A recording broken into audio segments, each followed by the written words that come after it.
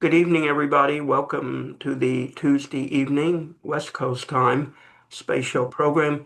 And I am your host for the evening, actually all evenings, David Livingston. Thank you for tuning in. We appreciate your being here.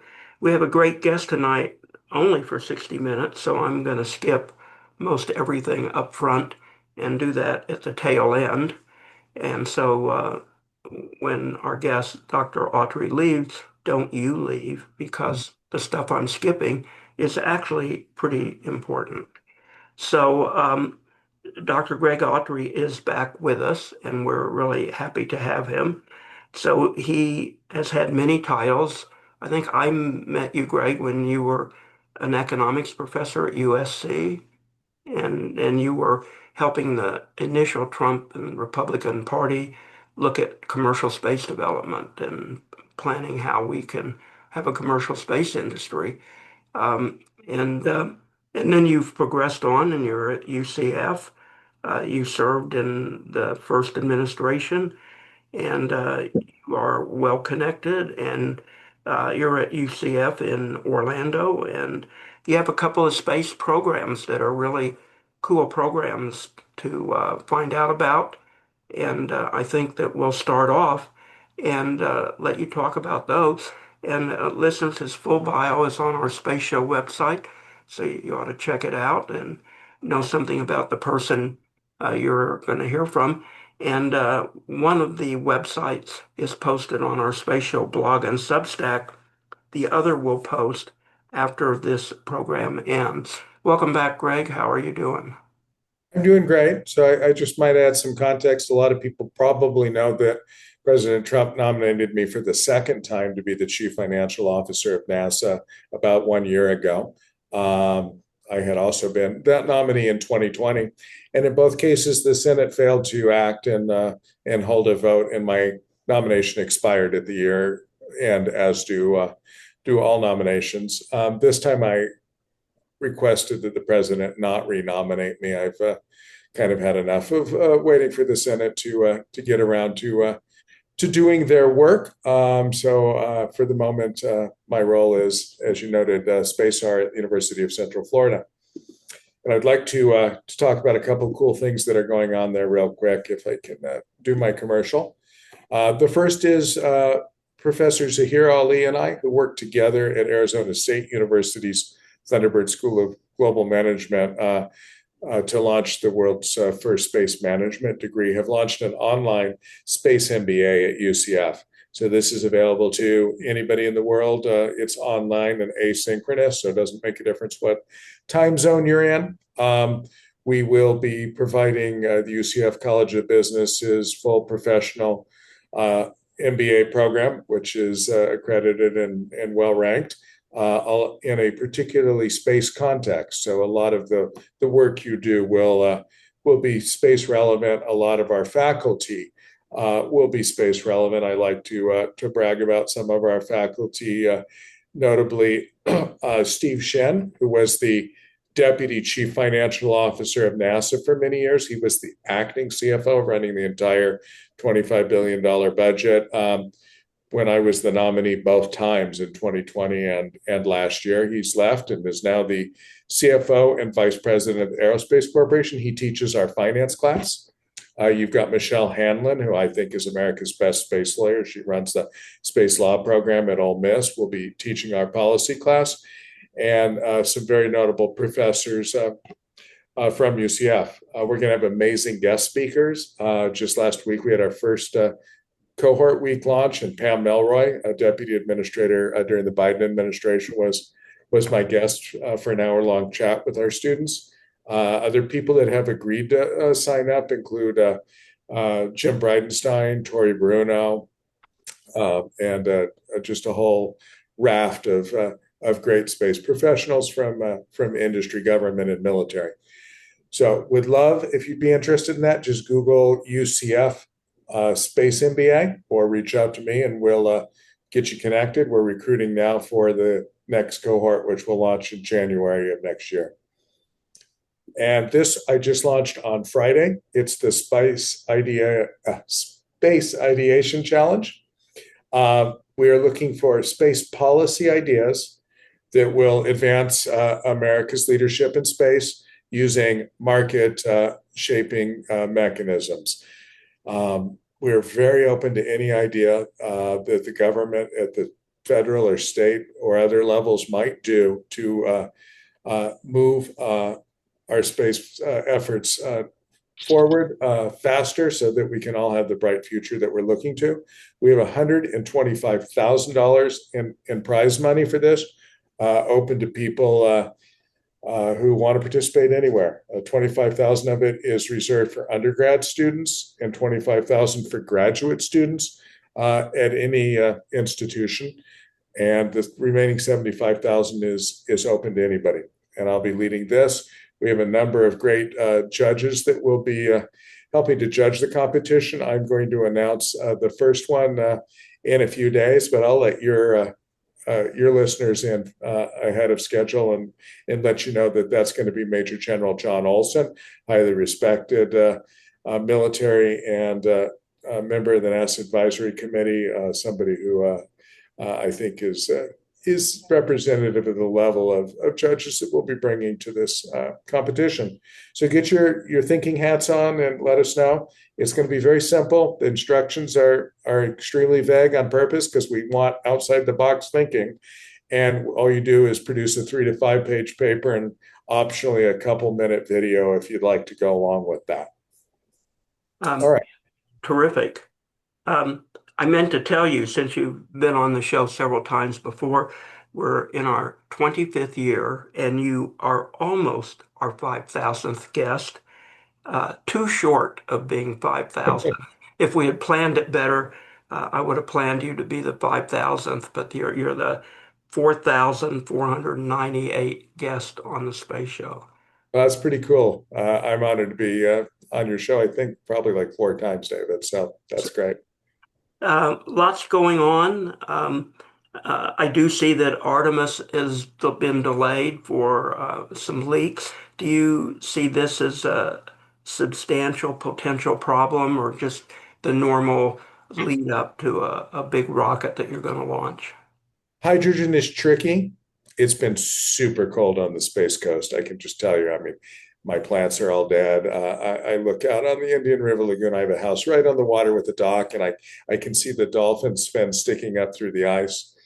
Okay, I'm kidding about that, but it has been like 27 degrees Fahrenheit. So it's do not launch the space shuttle weather to begin with, and with the seals on the hydrogen, I bet the cold weather doesn't help. So I'm not surprised, and they're going to be super careful with putting human beings in this launch system for the first time on a mission that's this high profile. So I wouldn't be surprised if they kicked it down the road 3 or 4 times like they did with Artemis I.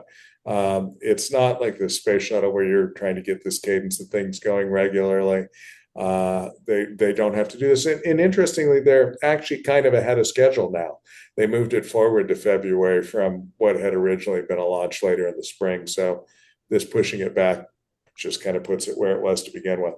So I see the issue.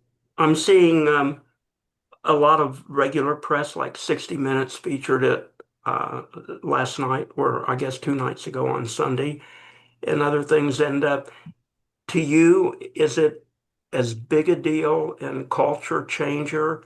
Is it the biggest event of 2026? This assumes it's successful, of course. Or how do you see Artemis II?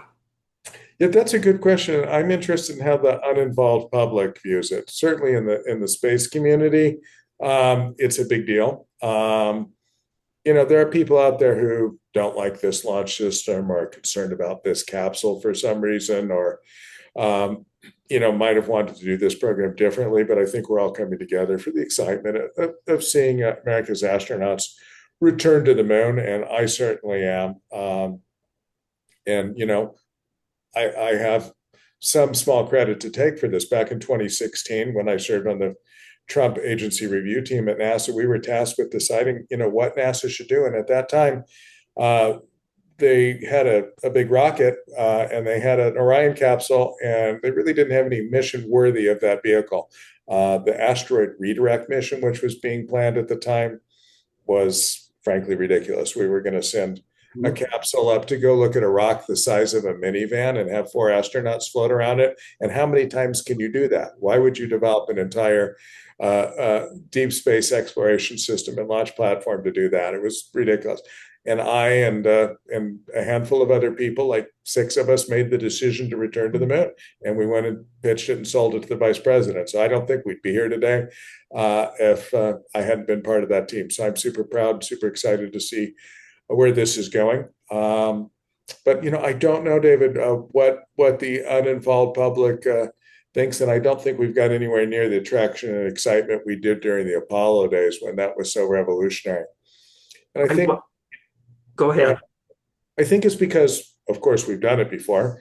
But also, I think just the science fiction has gotten so damn good. I think half of America probably believes there are moon bases already in place, and they this just isn't is exciting as a movie, maybe. So this is going to be interesting to see if people understand really how significant this is, and the difference between Apollo and hopefully where we're going, and where Administrator Isaacman is very clearly going to take us to a sustainable and permanent presence on the moon, which is, I think, super exciting. But I don't know whether the mainstream media is going to be able to convey that to the public and whether they're going to pay attention. I will say that 60 Minutes did a really decent, fair job. Even part of their program, I think Mike would have been really happy with this, was devoted to the complexities of the Starship mission, the refueling, all of that process that had not been tested and done. They covered it, I wouldn't say in total depth, but I'm surprised that they covered it. So it wasn't all rah rah sis goomba, but it was pretty positive and it was pretty exciting. And the four astronauts spoke and they weren't dumbbells and they answered the traditional questions. Why is it important to go to the moon and that? And they gave really decent answers that I think John Q. Public probably could chew on. So I was surprised that 60 Minutes did a decent job in talking about Artemis II and then telling us what Artemis III was like. So whether that will continue, I can't tell you. But I was somewhat impressed at that. But I do hear the negativity nonstop, especially for Artemis III. And so I'm sure you know it more so even than I do. But Yeah, so I mentioned some people are concerned about some Artemis 2 things, and yeah, Artemis 3 is a whole nother a whole uh, nother level. hornet's nest of controversy, particularly around the lander, concerns about whether we'll have a spacesuit ready or not. And yeah, these are all valid concerns. Um, but on the other hand, I am so excited to have Administrator Jared Isaacman in the captain seat right now. If there's anybody that can put this complex architecture together and make this happen, he's the guy. And I hope he gets the team that he deserves. I hope we see the deputy administrator nominee, Matt Anderson, confirmed, and that somebody finds a CFO for that agency. And if he has the team he needs, I think the man can pull off miracles. So we shall see, but it won't be easy. And yeah, it's complex. There are a lot of challenges. I think they're worth it. If we succeed, we're going to have a stable of amazing launch vehicles, spacecraft, and landers that can accomplish something that none of our international competitors can even dream of. The Chinese, I think, have a very simple and amazingly on track program to get themselves to the moon, but it's nothing like what we're trying to do. Does Jared have a timeline to get an active, competent team together, given 2028 is really not that far away if we're going to try to meet those deadlines? I think Jared's timeline is tomorrow. His timeline is always let's get it done. He is constrained by the realities, though, of getting people through the political process in the White House and the Senate into the chairs. Luckily, all those appointments don't require Senate approval, but he's got a couple that do. And as you can see, it took and through a very complex political process that involved both the White House and the Senate. It took almost a year to get him in place after he was announced, and it took a year to not get me in place. And Matt Anderson's been sitting around for a year as well. So that ain't Jared. Jared was ready to go the day he was first suggested back in December of 2024. Can they do interim appointments and get people working until the Senate approves people, or that's not part of the process? There are mechanisms to do that, but frankly, it would offend the Senate prerogative. So yeah, people have suggested to me that I could be appointed in a different position and work at NASA while we waited for the Senate to confirm me. But other people said to me, no way, the Senate would never confirm you if you did that, because that would show that you didn't respect their decision making. So there you go. It's hard to respect your decision making because it's not very productive. So, I mean, it kind of like it's good for the Senate, but not good for NASA or the space program. Well, they have their reasons, and to be perfectly honest, I know those people pretty well now, and they do care, David, and they believe that they're doing the right thing for the agency. They are, however, constrained by the voters that elected them and the people that helped them get reelected. So they have what parochial realities and interests to make sure that the people of their states or districts that put them in office get supported in the way that those people expected when they voted for that person. So, welcome to democracy. It's the worst system except for all the others, as Churchill once said. is So, can I jump it's in? just a minute, Phil. Is the Starship system and the lander too complex and too new of technology, in your opinion? Or again, I'm not thinking long term because I think he can make anything work long term. I believe in Musk, but by 2028, that's not a lot of time between now and then. Yeah, so I think it's an amazing system that will transform our space economy.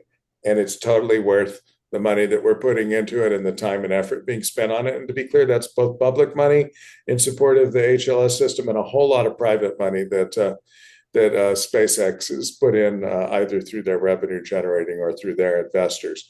And so it really truly is a public-private partnership. I think it's totally worth it, David.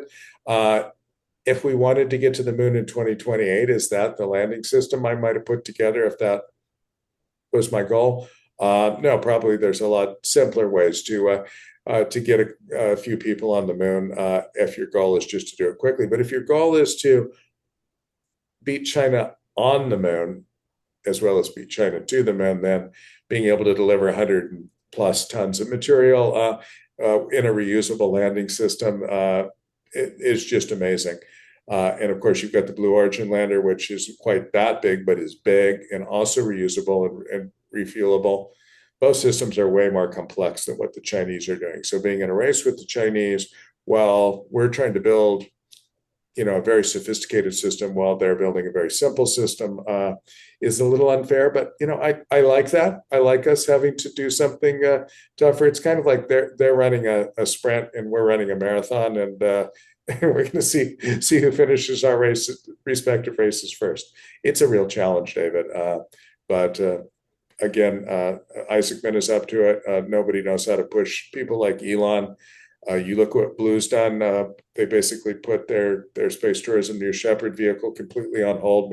Maybe it'll never come back. I don't know. In order to focus those resources of landing capabilities on their lunar program, so we can get this done. And I definitely get that sense from all the vendors I talk to and everybody at NASA. There's a new sense of urgency and alacrity. And so we're going to do as good as we can, but it is a complex architecture. Phil, you had a question?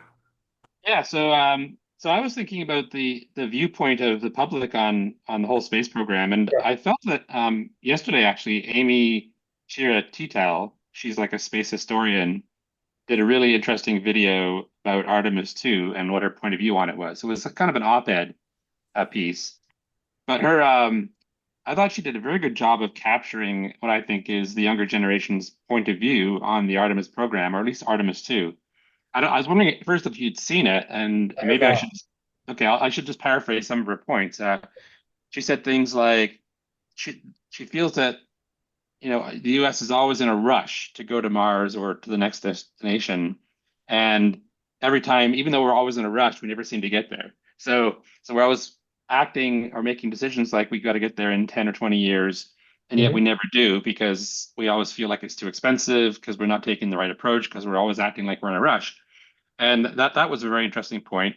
And she also felt that that the space agency, the NASA had basically, and the government has sort of betrayed the spirit of what the space agency was supposed to do, but it seems to be catering more to making the rich billionaires who have their pet projects more successful, shifting money to them, funneling money to them instead of focusing more on the scientific objectives that benefit all humanity. And so that was another kind of theme of what she was saying. So I would encourage you to watch her video, but just in general, from those 2 points that I made, what do you think of her point of view on that? Yeah, well, regarding the rushing thing, that's interesting. A lot of people like to say that the Chinese play Wei Qi or Go, the game where you have to carefully put these little black and white stones in a grid pattern to over time build up an insurmountable position. And they say that Americans play chess, where you move one powerful piece and change the dynamic of the whole board. I don't think Americans play chess. I know Americans. What Americans play poker, right? We expect to get some lucky cards at the last minute and win and go home, and we're damn good at that historically. And it's not just at NASA; it's the way we've approached war, for instance, throughout our history, and economic issues or anything else. America reacts to a crisis, and then it plays the odds, and it's got a pretty good record of that.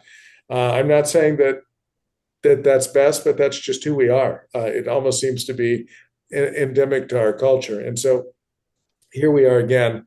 Trying to get something done kind of at the last minute that we should have done a long time ago.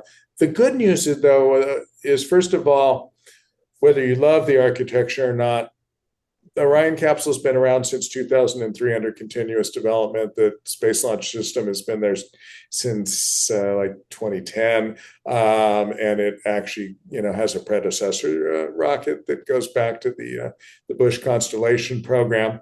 Um, SpaceX has been working on what they've been working on well before it became human landing system. There's been continuity. There was continuity between the Trump program that I helped develop back in 2016 and what the Biden team continued to do. They didn't cancel anything. And now we're continuing it again under another administration. So we haven't seen a human exploration program survive two transitions in a long time. So there's upside to that. Now, her point, though, that we're in a rush, that's good because Americans again don't do the Chinese Wei Qi long term planning thing. It's just in our nature. And my concern politically is if we don't get this really close to being done by the end of 2028, I'd like it done, and I'd like to see, since President Trump stepped up back in 2016 to go to the moon, I'd like to see this happen during his term. But if it's not close, I'm very concerned it gets canceled, because whoever's going to be president in 2029, I have no reason to believe that they care about space. I know who the leading candidates are, and they don't talk a lot about space. We've got a new Congress coming in, and I don't know where they'll be. The current Congress is good on space. Ted Cruz and the whole committee in the Senate on both sides. Maria Cantwell, the ranking member, they're pro space people, and in the House, Brian Babin and the folks there, my Congressman Herodopoulos, who chairs the NASA committee, big space people. I feel good about it, but I don't know who we get in 2029. I think if they're asked to fund a silver medal effort after the Chinese have already gotten there, I think they may cancel everything. So we got to rush. Yeah, yeah, it's a good point, Dave. I don't know if we actually need to evolve away from being poker players into some chess players or something as a society, but it seems to me like she has a good point about the short-term nature of our strategy is not paying off. She's right, but people have said that about America since the 19th century. We've always been that way. I have an Mhm. undergrad degree in history, and it's my topic, and it's just that's America. Yeah, yeah. Mm. Bill, what is her last name? It's Amy, hang on, Shira Teitel. So Teitel. I'll check it out. Amy, I put the link to her video in the chat. Okay, and I copied it, so I'll put it on the blog if you or someone else does it. Marshall, you got a point? Yeah. Um, I have an interesting point because back in the fall, I was very convinced that Starship Test Flight 12 would come off on the 1st of January.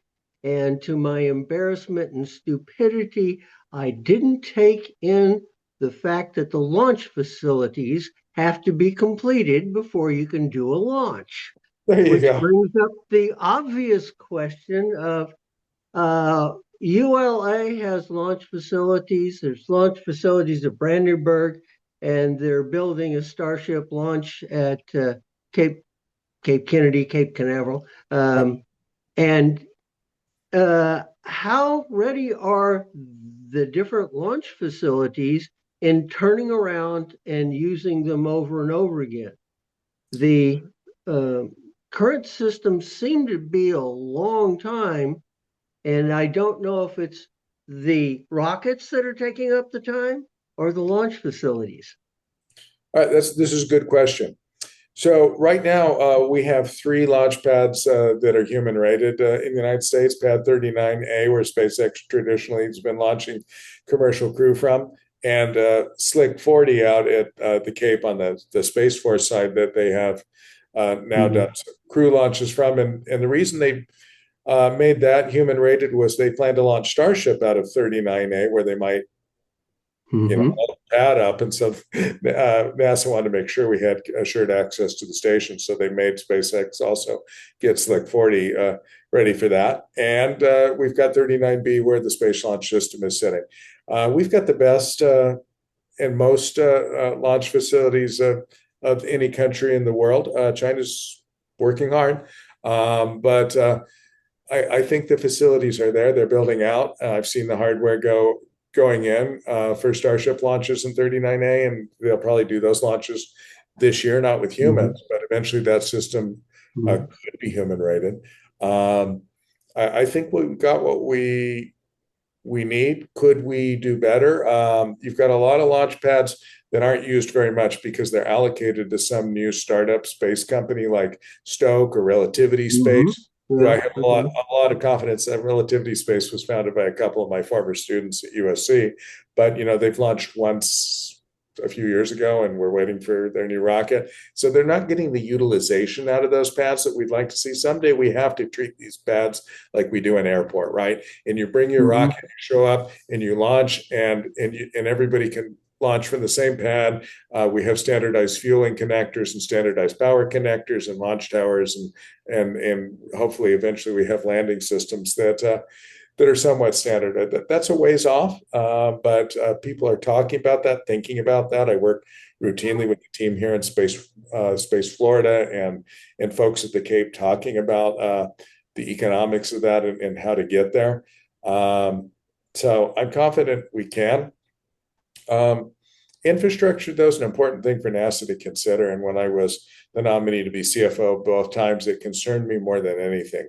The fact that much of NASA's infrastructure is antiquated and aging and not well supported, and Congress doesn't like putting up money for infrastructure support or renewal because it's not sexy. They want to fund cool new exploration programs that they can put their name on, and nobody really wants to talk about asbestos removal or what to do with rotting old buildings that nobody's used anymore. We're paying money, just some cases, just to secure buildings to keep Mhm. people out of them, and it's a lot of wasted money because of the lack of Hey, but decent Greg, planning. they did pass a giant infrastructure bill. Not, it had space in it, so it wasn't a space bill. So they obviously understand something about the need for infrastructure. I think they understand something about the need to ship money to various congressional districts and places that the last White House wanted it to go. Uh, um, I don't think that money was necessarily well spent. I'm a little more hopeful, though, with the way NASA budgets look now. Not only do we have a decent budget again, and even under the continuing resolution, but we've got extra money that Cruz packed into the big beautiful bill, another $10 billion. So there's money there if we can get a CFO working with Jared who can get it out there and allocated well and can work with Congress and the Office of Management and Budget and the White House to make sure that it's spent well, and in some cases maybe make some adjustments to it to where it was appropriated for to something that's more useful. It'd be great. AJ wanted to talk. Can I jump in a little bit here? Good to see you, Greg. Great, good to see you, Jay. One one point I would like to make is, as we know that Mike Griffin and other people, when they did the testimony under with Herodopoulos and other people, Swope, etc., they kind of said that it's not going to be possible for us to have us on the moon before China does. That's kind of what they said. Now, to me, what is more important right now is not just necessarily that portion. We've been to the moon, and we were there 60 years ago, etc., etc. But what is important now is starting to build infrastructure and a base on the moon. And that is something that we can do using the reusable, New Glen's reusable spaceship or Falcon Heavy, etc., and start building something which will save face for us, for Trump. Let me just be frank here. In terms of being able to be there by 2028, or even, I think that we can be there by 2028 by starting to put some kind of infrastructure in a couple of places, let's say South Pole or somewhere there, and start building something and have that have that start happening, where President Trump can take credit for that. And I think he would be very happy to do that, I'm sure. But it'll be on the other hand, if we don't do that and don't have us humans, astronauts on the moon, and China gets there first, that's going to look really bad for the administration. So I think this is kind of a situation, or that I'm kind of indicating. I'll be honest, in 2016, I argued extensively that we had to put stakes in the ground before the end of 2020, because you couldn't count on being reelected, and you had to have enough of a physical commitment in place that the program would continue. Look like you'd done something. People thought they had 8 years in that administration, I could not convince them. I, for instance, if you were going to have Gateway, and I know everybody doesn't love Gateway, but I was like, get the power and propulsion element out there by 2020, which should have been possible if somebody had been pushing with a sense of alacrity that, like Jared Isaacman has. You could have done that. And so that important element could have been in place. At this point, we could certainly get the Gateway power and propulsion element and the initial habitat module out there before 2028. You could probably even do a crewed mission to that, even if you didn't have a lander. You could put some stuff on the surface of the moon using non-crewed vehicles. In fact, when hopefully SpaceX does a test landing of Starship, hopefully it could carry something that might be useful, even though you've got to bet that there's a chance it could be lost on the first test landing. Same thing with the Blue landers. Blue hopefully will launch their Mark 1 lander this year, and then hopefully they'll be able to do Mark 2 with an uncrewed test send some hardware so you can point at it and say, we did this, even if we don't get the humans there. But on the other hand, let's also, like Jared's going to do, keep doing everything we can to make sure that we really actually do get the people there in 2028. It's an exciting Yeah. challenge. But I agree with you. If we don't do anything really important and we're not really close to getting the people on the moon, I very much am worried that some future administration of Congress will kill the whole program. Will kill the whole thing. And yeah, what I did was to do some calculation with Falcon Heavy. And what I'm proposing is that we can dock the upper stages of Falcon Heavy in LEO.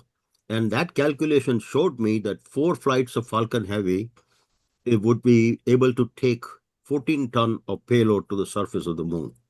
Now, and you've got New Glenn and you've got Vulcan, you've got New Glenn and very big capable rockets, right, as well as SLS. So both of those. So I mean, we can really do something and save a face, so to speak. I mean, that's I'm trying to be a little bit too much here, but certainly we need to do something like that to have to take credit for something that was done during Trump administration's this 47 47. Well, in my mind, Artemis II is going to be pretty cool, but we got to see how much enthusiasm we generate with the public from that. But I think it is pretty amazing. So, Greg, what is the likelihood? I mean, AJ has been presenting this for months on the space show.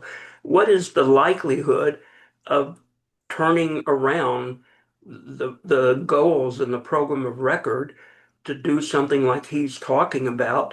Because I don't think there's any private company that can pull this off on their own. I don't think SpaceX would do this on their own. They could, but but they won't. Why would they fund it, particularly if they go public where the shareholders want to make a donation? So what's the likelihood of changing courses in midstream, so to speak? I would not change courses. I'd keep doing what you're doing, and the key thing is not or, it's and. It's and, right, yeah, exactly. And there's a lot of people who want to kill somebody's program because they don't think it's efficient or whatever. If you want to pick a hill to die on and spend 3 years fighting with people who don't want to lose their jobs or their funding or the next election and not get anything done, then go try to kill somebody else's program. I don't recommend that. I recommend that we keep doing what we're doing, which is clearly what Administrator Isaacman has figured out, and then look for what other things we can do both simultaneously and after Artemis 5, for instance.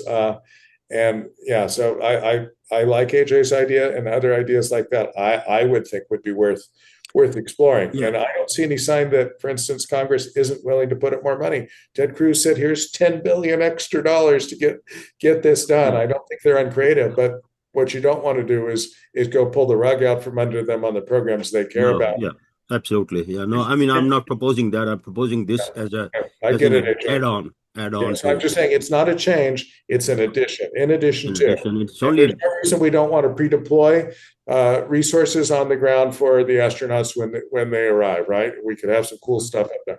The surface nuclear, I'm really excited about that. It'd be awesome if we had surface nuclear in place. Absolutely. Is Jared thinking this way, do you know, or? I'm not going to comment on what Jared's thinking, but I think people have seen the Project Athena document that came out, so you can look at that. And just, I do think that it's obvious that he is open-minded. He listens to a lot of different people, and he's actively seeking input from across NASA and from the public and from just about anywhere. And Phil, I know you were trying to get our attention earlier. I don't know if you're still here. Bill, are you still with us, or did you take off for a short time? I think he took off for a short time. Yeah. Oh. Sorry, I did take off to stir some food on the stove. So, did you have another comment? Yeah. So I was going to jump in and say that right now there's a lot of aging infrastructure with NASA, like the ISS is aging, and a lot of the stuff on the ground is aging. But what I feel is lacking, and I think one of the areas where we might be at a disadvantage compared to the Chinese is the lack of like a good plan, a good strategy for going to the moon and then going to Mars. And I'm talking about a long-term strategy that would drive good infrastructure decisions. So, like AJ mentioned, why don't we put a base on the moon? And I think Elon mentioned putting a mass driver on the moon to develop satellites that would be data centers, things like that. But that strategy, like what is the best strategy to go to Mars or to go to the moon and Mars? All that stuff, I feel like there's nobody working on it in a serious way. JPL does lots of science missions, but they don't think about these big strategies. I don't know if anybody in NASA's thinking about these strategies and getting this information into the public. NASA's been running Moon to Mars workshops that Pam Melroy put together in the last administration, and they're still doing that. I participated in some, and there's some very good strategic thinking going on around that. I also have to say, industry is thinking about it. I mean, Elon's team has definitely had the Occupy Mars plan, and they have been working on a very serious approach of their own to achieving that. Administrator Isaacman has very rightly pointed to the need to develop nuclear electric propulsion in order to build as he said, a transcontinental railroad to Mars, so that we have a reliable way to get there in relatively short periods of time. So I do think that there are people thinking about that, and I think we get there. In my mind, though, finishing what we said we were going to do on the moon is important, because if we don't, the Chinese will rub our capitalist noses in it. They will use this the same way we did during the last Cold War to say our economic system, our political system is superior to the other people because they failed to get to the moon when they said they would, right? We do not want to be the recipient of what we did to the Soviet Union. In my book, Red Moon Rising, plugging my book, Red Moon Rising, my thesis is essentially, we took the Soviet Union down by getting to the moon first, and we are now at that same point with the Chinese. And one of us is going to point out that the other one's system sucks, and I hope it's us doing the crowing. I totally agree with what you just said. That's exactly what I'm afraid of too. But you also pointed out that people like Elon Musk, which is not NASA, have created a strategy to go to Mars, and honestly, I feel like that strategy is not very well vetted by NASA, and NASA hasn't really commented on it. I didn't know about Pam Melroy's efforts. I think you said she's not at NASA anymore, though. She's not, but the program of having these workshops at least has continued. Do you think that's being funded seriously enough? Do you think that's an area where it's more of it's not a heavily funded thing. It's a kind of a think tank sort of mode where a bunch of interesting people from industry, academia, and NASA come together to discuss the strategies for Moon to Mars. Okay. So yeah, oh, sorry. I know you just finished up, and I just I do think what you're saying is that it's being tacitly looked at by some people in NASA and some people outside of NASA, but there's no central authoritative organization that's doing it. Yeah. Well, there was an organization at NASA under Amit Kshatriya, which was in charge of Moon to Mars program. And so they were doing it. Now he is the associate administrator of NASA, I think. Is that right, Greg? Yeah, and Amit has a very, very clear ideas about this. And he's listening to these workshops. But I'm just saying, nobody's decided this is actually what we're doing. They're still taking a lot of input, and they're just focusing on getting the moon done, to be perfectly honest. And then there's a lot of arguments to whether what you learn on the moon is super valuable to what you do on Mars, or whether having lunar resources and fuel and stuff is going to help us get to Mars or not. Definitely people with opinions on both sides of that. Marshall, you've got a question there? Yeah, I have a fun one. You were talking about the better economic systems. Yeah. And one of the things I've discussed with the wife lately is fertility rates. And how many upcoming scientists are going to be available to carry the load, not only for NASA, but also for SpaceX and also for Blue Origin and Rocket Lab? There's a lot of them out there. And it's kind of like, are we producing enough to carry us through, I guess you'd say, the next critical 5 years? And what about after that? Well, babies born today are not going to solve our moon problem, but they are important. Elon has been a big advocate of higher fertility rates, and he likes playing the numbers game. And certainly China has a terrible fertility rate, but they've got a mass number of people. And even if they have a low fertility rate, they're still going to have more kids.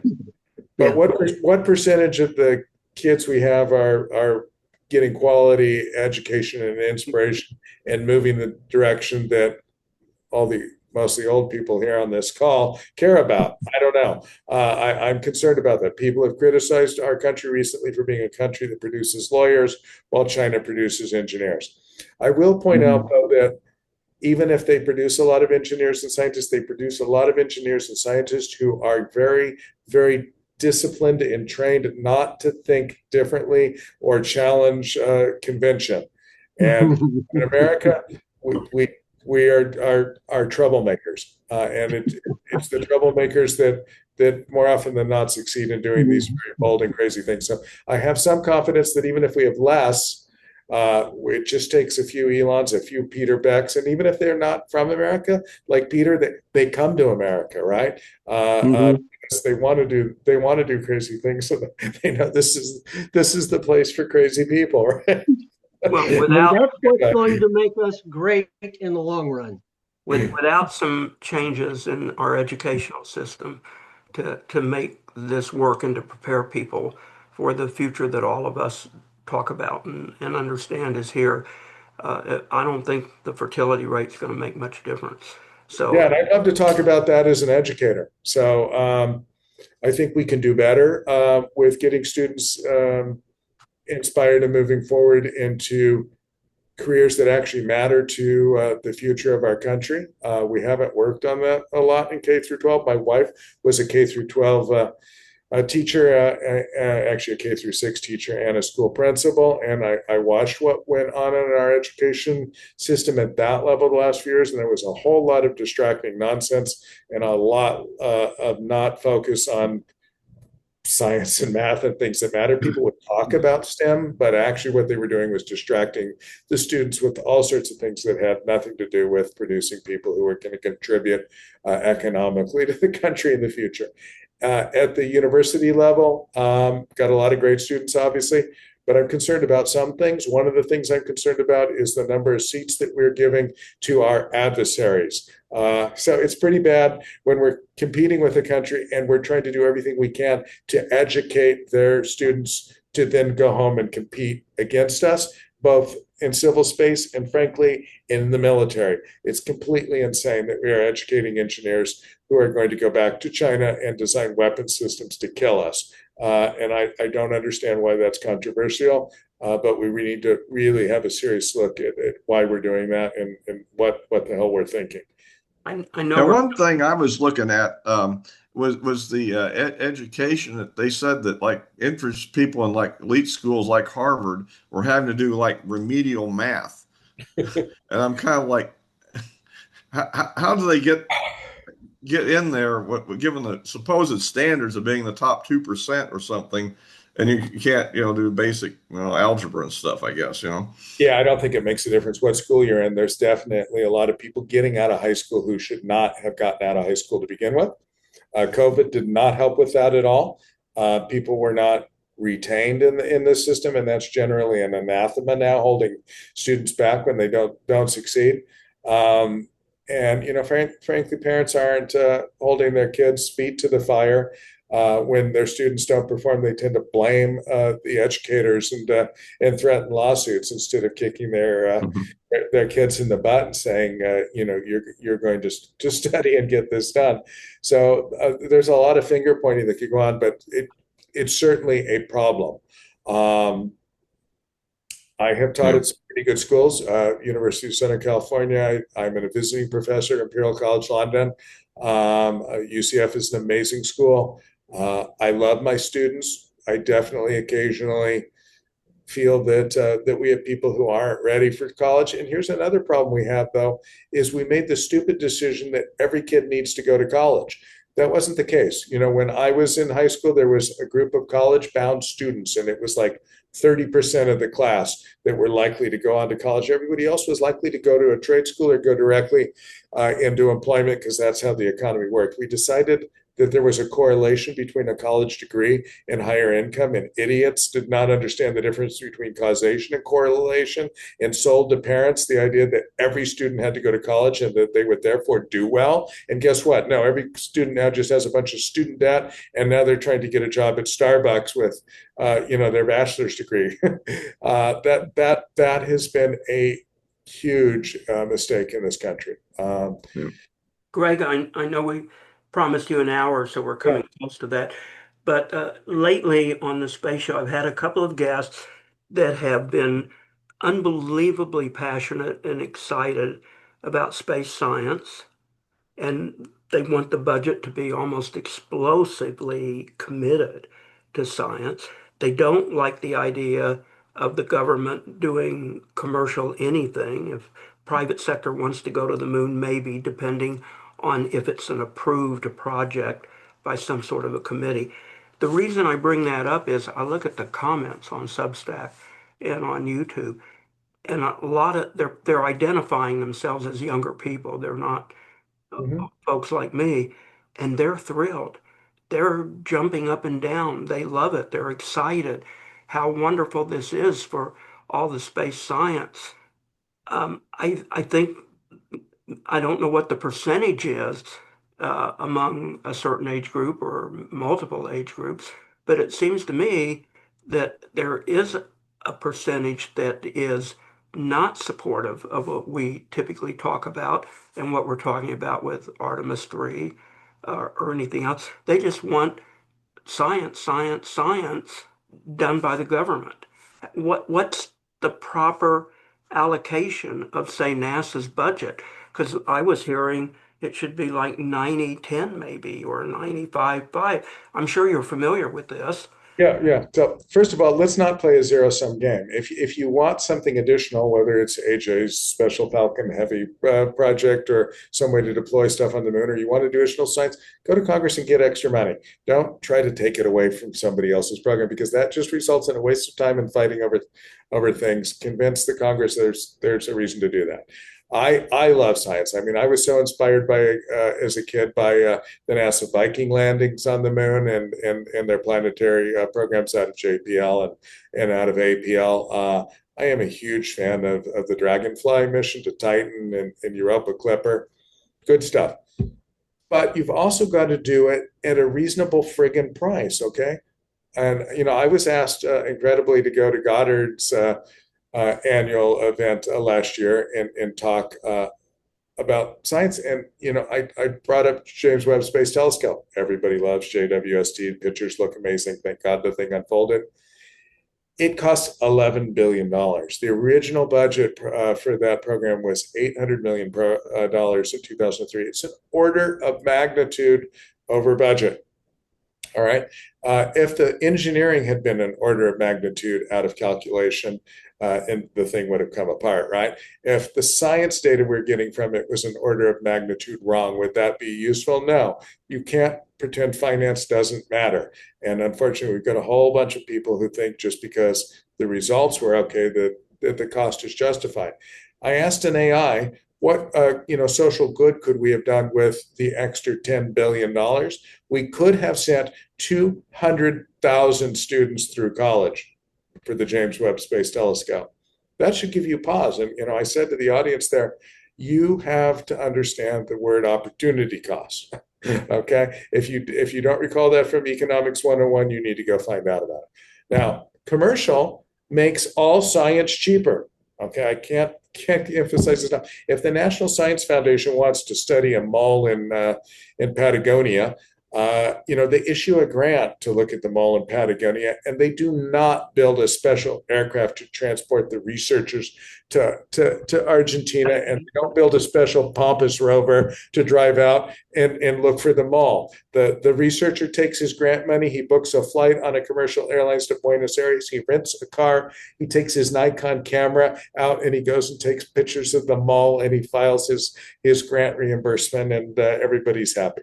And we do so much more science because we have commercial airlines and rental cars and cameras made by Japanese companies. And we're going to get there in space. right? The cost of putting your payload into space is going to drop because of what Elon and Jeff are doing.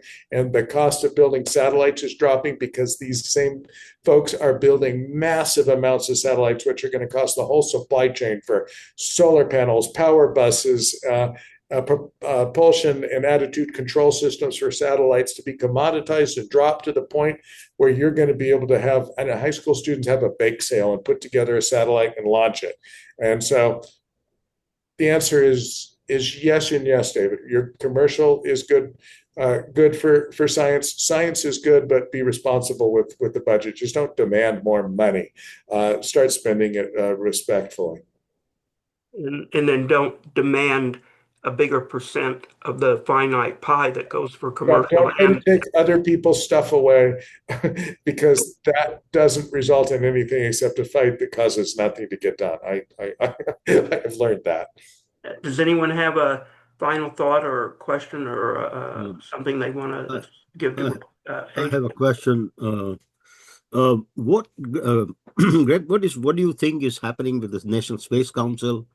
Do you think that we are going to have it, or no? There was very clearly a executive order that came out recently that flat out stated that there would not be one. I was not involved in that decision-making process. I think that some people felt that the council was extremely useful to get space in front of people and hopefully to coordinate across agencies. And other people felt that these big public meetings were simply showpieces that were distracting from the work that the very important cabinet members and secretaries of agencies should be doing instead of attending meetings that were conducted just for show. I understand both sides of that. I won't second guess the decision to do that. Mm-hmm. I would like to see strategic thinking across the space domain, though, because there are definitely reasons that the Commerce Department, Transportation Department, NASA, and the Department of War all need to work together on things to make sure that we have better national outcomes. I think there are mechanisms that happens, AJ, that you don't see that are more quiet behind the scenes than the Space Council mechanism. But okay, thank you. Yeah, it's a good answer. We have elections coming up, and again, though most of us think space is really important, it won't probably even show up as the 101st question on a survey with the general public. So in a way, I guess that's the way it should be, or it would be different, but it doesn't seem like it should be that trivial, because space is so important for everything that we're doing today, medically, timing, national security, defense. It's really out of proportion. I don't know how to change that.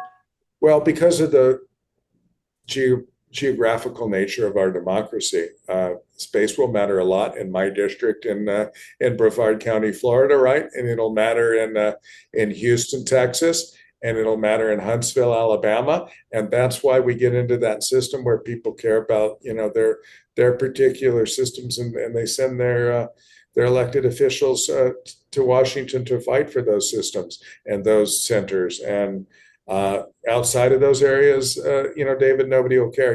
I don't think the voters in North Dakota or the voters in Oregon, that don't have much space going on in their state, are going to think about it at all. And if they do, they might think it's not a good use of money. So that's just kind of unfortunate the nature of our system. But the benefits go to them in Oregon and North Dakota too. They get the medicine. Yeah, but it's not being sold to them because it's not immediately applicable to their day-to-day job, right? But they have this phone. They have GPS in their cars, and they have all sorts of technology materials and eventually medical benefits that are going to come to them from space. And we could all do a better job of getting that message out to them. Any closing comments from you, Greg? Anything you'd like to leave us with other than your two programs that we talked about? No, I'm just, it's the best of times in space. I'm so excited. Let's all get together and cheer on the Artemis II crew. Let's hope that those landers get together. And, I'm just, again, so grateful that we've got Administrator Jared Isaacman there leading NASA forward to what I think is going to be the best time we've seen in a long time. And if you work at any of these companies, get the job done, get those landers done, get those spacesuits done. Let's get those boots on the moon, and then let's get the infrastructure that AJ and other people are talking about in place. So we're there to stay and deliver that value back to the folks in North Dakota and Oregon. Thank you, Greg, and the others, if you want to stick around for a few minutes, fine. But appreciate your coming back. I hope to see you soon, and we appreciate what you do educationally and policy-wise and contribute. So look forward to the next time we have a chance to talk. Thank All you right. very much. Thank you all. Okay. Bye-bye. Good night. Bye-bye. Listeners, a couple of things I want to remind the people listening that we are a listener-supported radio program. So if you like what we do, if you like guests like Dr. Greg Autry, please support us. So you hear me say this all the time, and it's on Substack and YouTube and the Space Show website. But on our website, thespaceshow.com, there's a PayPal button on the right side. So that tells you how to use PayPal, how to use Zelle, and how to make out a check and mail it to us using the U.S. mail. Take your risk. It also gives you a real address in case anyone's really industrious and wants to use FedEx or UPS. But Substack has its own financing system. So if you're listening to us on that, please use the Substack system and join us or support us. I guess they use a little bit different terminology. And we have great sponsors. And I just want to point out that two sponsors are with us tonight. So Dr. Cathari, I don't know if you can see my pointer, but he has Astrox Corporation, and Phil has the Atlantis Project. But all of these others are great contributors and supporters to the space show as well. And we do have other sponsors, but I know it's late, so I won't go out of my way to mention them.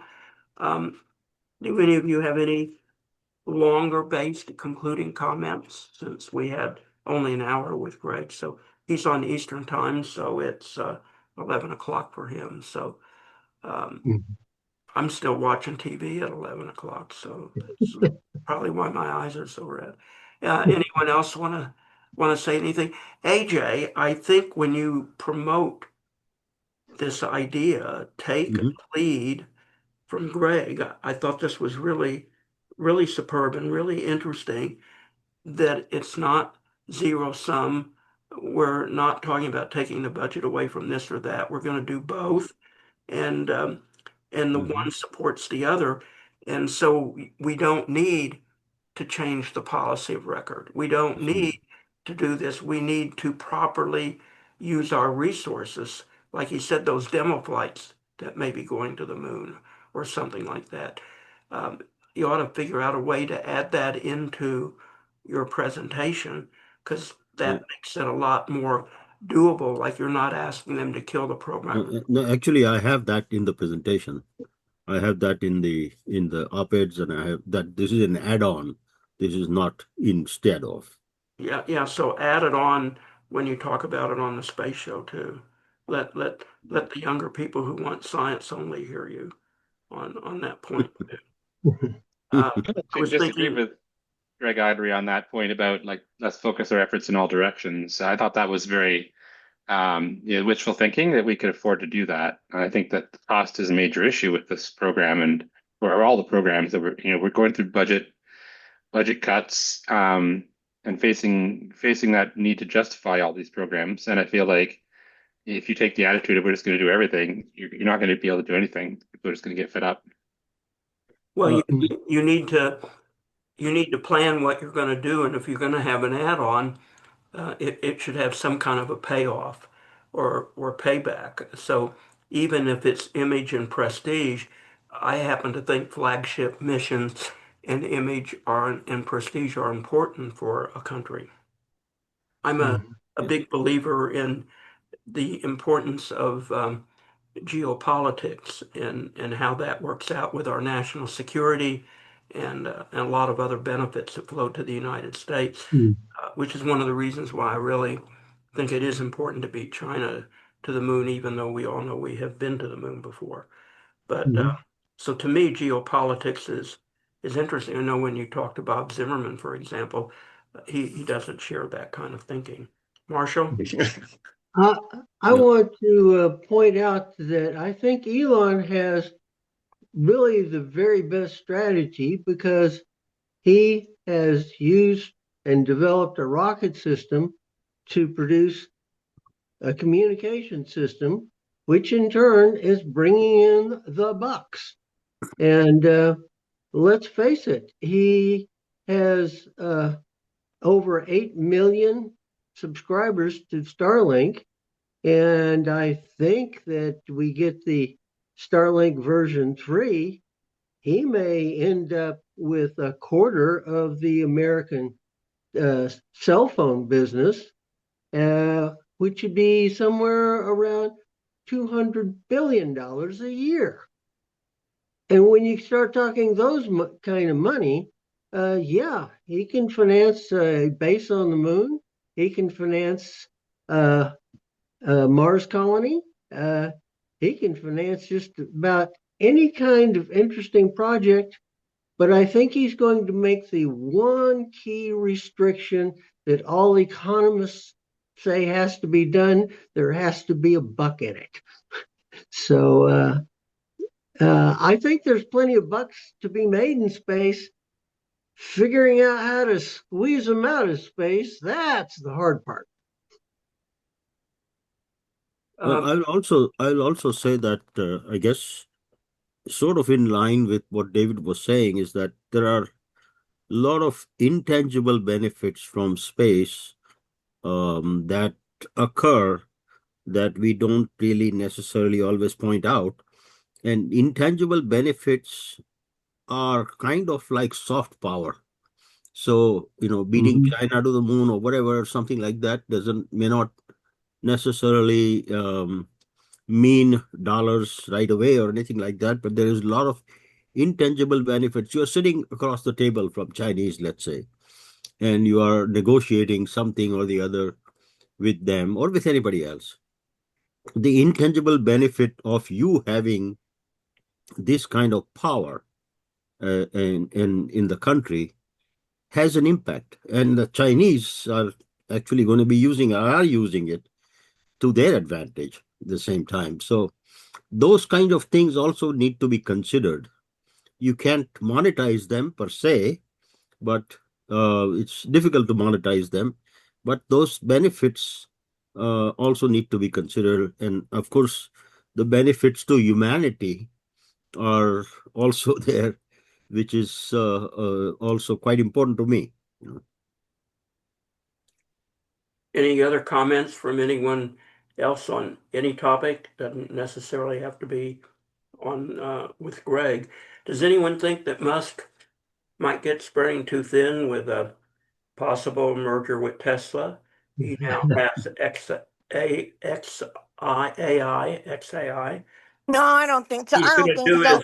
he's going to do his IPO, and yeah, he's got people doing it for him, but he's going to have a lot on his plate, including the politics of NASA and his human lunar lander and his complex infrastructure plan for Starship and going to the moon.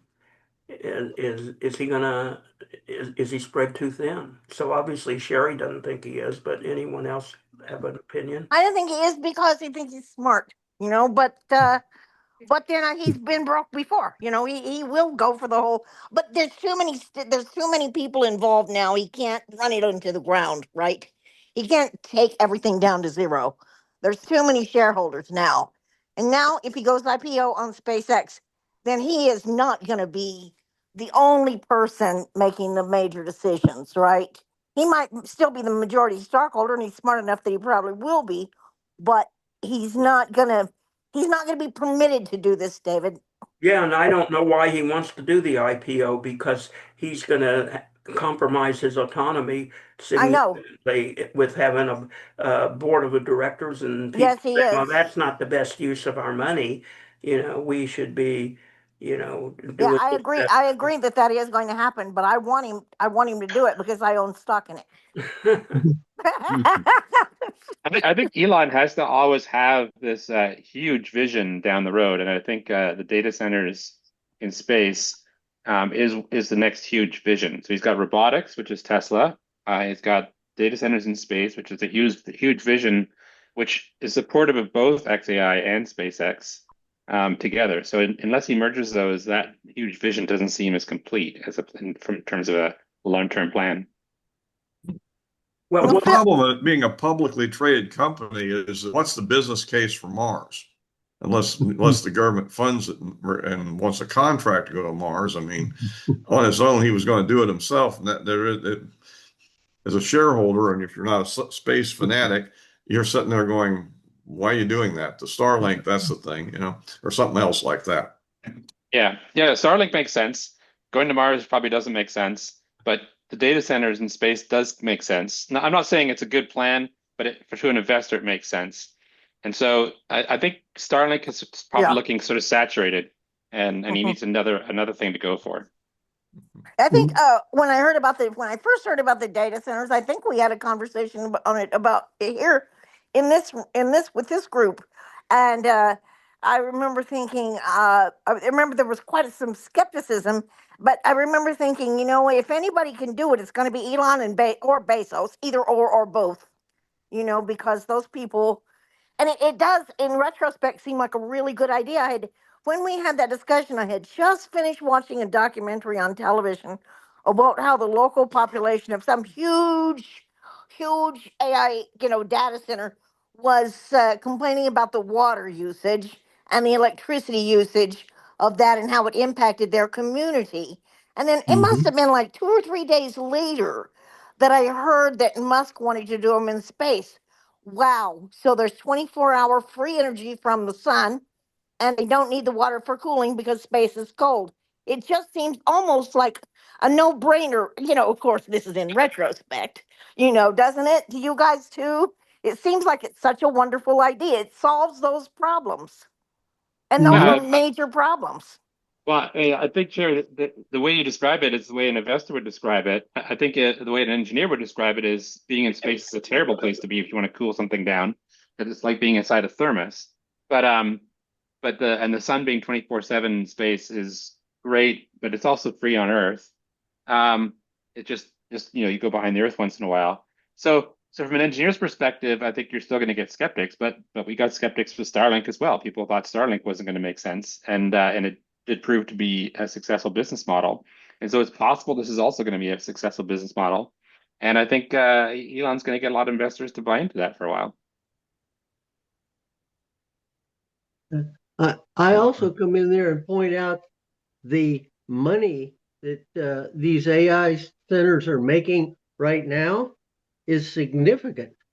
And if you take the version 3 Starlink with a few AI modules stuck on it, oh my gosh, there's a lot of money there. It's a version 3 Starship, but not Starlink. Version 3 Starlink is associated with the version 3 Starship, which has to come to fruition so that you can launch the and version carry all this stuff Starlink. up. Yeah, they ought to come up with better English for that. Or you go back to your tongue twister drills from grade school. AJ, what do you an think? English major. AJ, what's your view about data centers in space? I think the thing is that whatever you brought up here about electricity and water usage that some people were complaining, that can be solved with the advanced reactor, generation 4 reactor that does not require any water for working it. So I mean, I would think that would be a much cheaper solution for data centers, AI data centers on Earth. So I'm not too sold. I'm not sold at all on orbital data center ODCs. That's my fine. view. Well, I know they're the hot topic right now, but that doesn't necessarily mean they'll be the hot investment. But I think they're going to try to do data centers in space. No doubt SpaceX and others will do it. Whether they prove to be as economically beneficial as they think they will, I think remains to be seen. I think what's actually important here is not how economically are relative to data centers on Earth, but how that idea compares to the idea of settling Mars. So both the idea of settling Mars and the idea of putting a lot of compute in space are big vision ideas. And I think that the data centers in space is a better big vision idea than going to Mars and settling Mars from an investor perspective. Yeah, Well, as far as a moon data center, for example, or something like that around moon, on moon, or on Mars, that makes sense. I'm just talking about data centers in our orbit instead of data centers, terrestrial data centers here. In terms of that competition, I would not, think that I would not vote for that. But as far as Mars and as far as maybe Moon, etc., it's a different ball game. well, I do think that the people that are going woo woo over, like Ethan's all science instead of going to the moon, even instead of space farm and stuff, they will also find a way to really, really strenuously complain about data centers in space, just like they're complaining about we can't possibly put a nuclear reactor on the moon. I'm sure you've all heard that from various people. I've even heard it from conservative radio talk show hosts who think it's a really, really bad idea. And then if they are going to have nuclear propulsion and have a private commercial company work with nuclear products, no, no, no, you can't do that. So I just think that you will open the door to probably as many complaints from people protesting doing stuff in space as you have people protesting data center here on Earth. It'll just, be protesting for a different reason. I think the protest, just like Cassini, really, motivated the public to protest like hell 20 years. Even if they protest, like how is the public going to stop anybody from launching data centers into space? Like, is there a regulatory body that can prevent that? Yeah, let's say the Democrats win and they don't issue launch licenses for it. You And just can't just go to some other country and launch them from some other country? not if you're a U.S. citizen and not if you are involved with U.S. technology. The federal law is that if you're a U.S. citizen or a legal resident of the U.S. or using any U.S. technology, you have to be cleared for a launch license, including environmental stuff, with the FAA. So that's why people used to say in the early years of the space station, we'll go out to Tonga because the Kingdom of Tonga said, hey, we'll give you our islands launch galore here. And they'd say, nope, nope, nope, you are still subject to the FAA launch license regulation. And I used to bring people on from different parts of the government to talk about just the FAA launch license, like our friend who ran who's retired now, he does spaceports, what's his name? Who ran the AST office for many years, who's very pro-commercial space. I can't think of his name right now, but he used to Was it say, George Arnold? George Neal?